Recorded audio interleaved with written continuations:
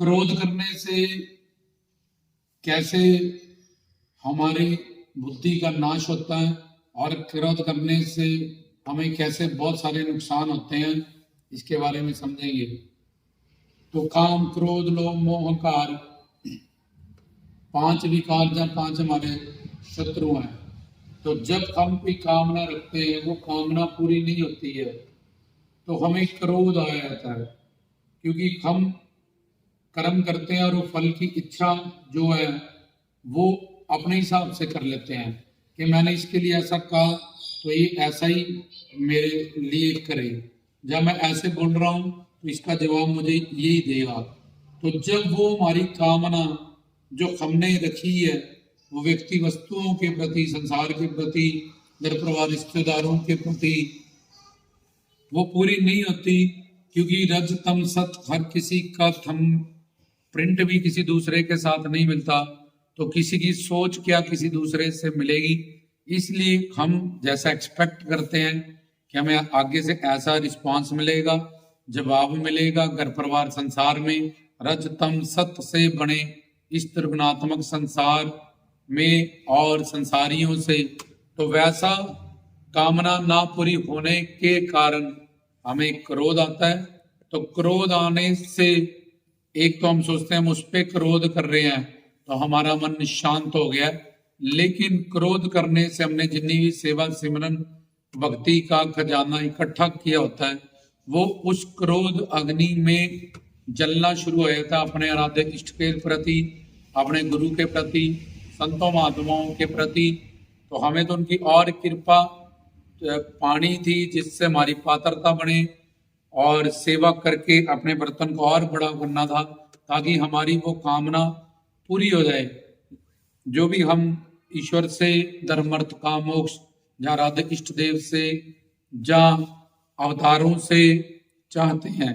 लेकिन अब जब हमने क्रोध में हम आ गए छोटी छोटी बातों से, जब हमारा तत्व ज्ञान क्लियर नहीं है, तो उस क्रोध अग्नि में हमारी जो सारी साधना है, हमारी जो भक्ति है, हमारी जो सेवा है, जो हमने कमाया, उसका भी नाश होता है।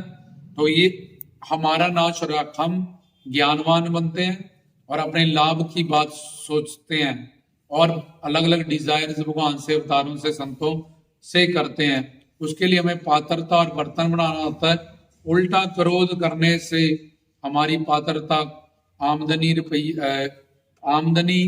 कम है और खर्चा ज्यादा हो जाता है। कहते आमदनी 54 और खर्चा रुपया, तो उतना कमाया नहीं जितना हमने गवा लिया। प्लस क्रोध आने के बाद उसने जो ज्ञान प्राप्त किया होता है हरि गुरु भगवान की संगत करके, वो सारा नष्ट हो जाता है और बुद्धि काल माया के अधीन हो जाती है और बुद्धि का नाश हो जाता है। अब उसने तन मन धन से गुरु से शिक्षा दीक्षित की दी ली है कि जब ये मन में काम क्रोध लोभ अहंकार के विकार उठेंगे, तो मैं बुद्धि आपके कीर्तन से, सत्संग से, नाम शिक्षा दीक्षा से, हमने गुरु मंत्र का या आराध्य इष्ट देव का मंत्र जा वो चिंतन करके, जा जो तत्व ज्ञान में गुरु से श्रवण किया, मनन किया, उसका चिंतन करके निध्यासन। प्रैक्टिकली ये मेरा कुरुक्षेत्र था, ये मेरा इम्तिहान था, जहां मैंने इस विकारों को गुरु के सत्संग से, ज्ञान से, प्रवचन से काटना था और फिर हमारी ईश्वरी दुनिया में हमारी साधना की और प्रोग्रेस होनी थी, भक्ति की, सिमरन की। लेकिन हमने उससे उलट किया, हम क्रोध में आए। तो क्रोध में आने से जो कमाया था वो भी नष्ट हुआ, बुद्धि का भी नाश हो गया। अब उसका सर्वनाश होगा, क्योंकि वो जो भी करेगा क्रोधित बुद्धि से करेगा और क्रोध के बाद बुद्धि के नाश होने के बाद डिसीजन करेगा, तो अब उसका सर्वनाश पक्का है। तो आगे जो वो कर्म करेगा उसमें भी उसका सर्वनाश होगा। पीछे जो साधना भक्ति सेवा सिमरन थी, उतना भी जितनी देर तक के लिए वो क्रोध में रहा, उसको क्रोध अग्नि ने उसके सारे अच्छाई सात्विक गुणों को जो उसने प्राप्त किया तो उसको भी जलाया। प्लस क्रोध करने के जो से उसकी जो ब्रीथिंग है, वो नेचर के हिसाब से प्राण पान की जो गति है वो भी बिगड़ गई।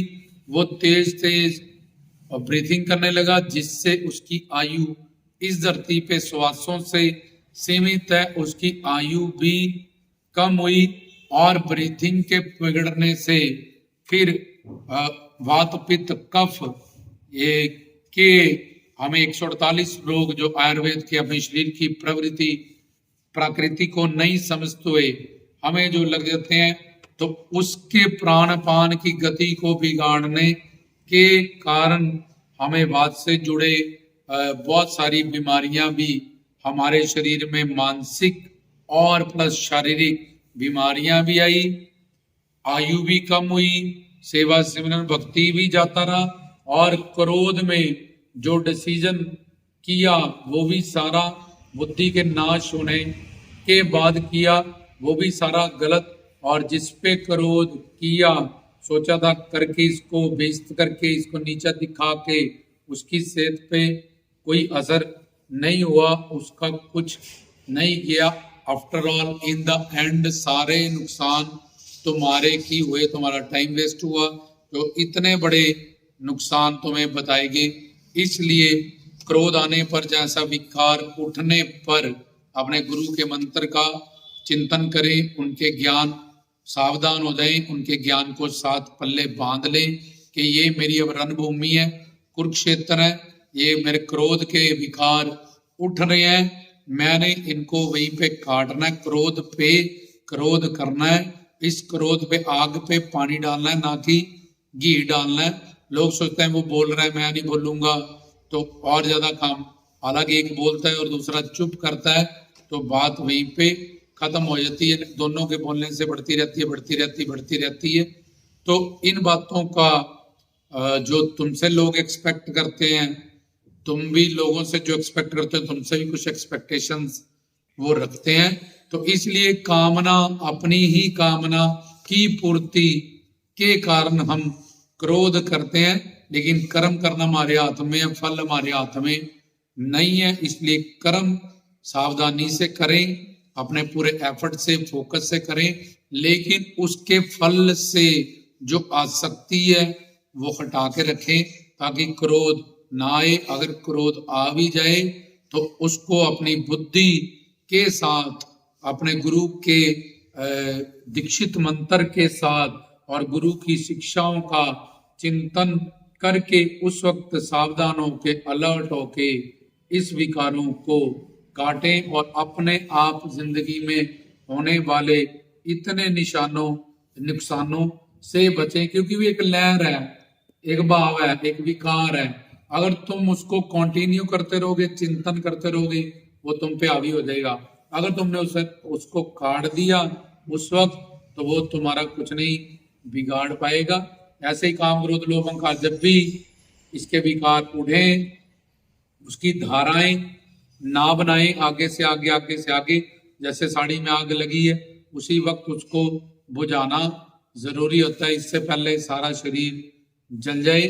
तो सत्संगी लोग, जब गुरुमुख लोग जो होते हैं, वो इस तरह से अपने क्रोध पे कि इतने सारे मेरे नुकसान है क्रोध करने से, हम में ज्ञान शक्ति है, हम अपने प्रॉफिट की बात सोचते हैं, अपने कल्याण की बात सोचते हैं।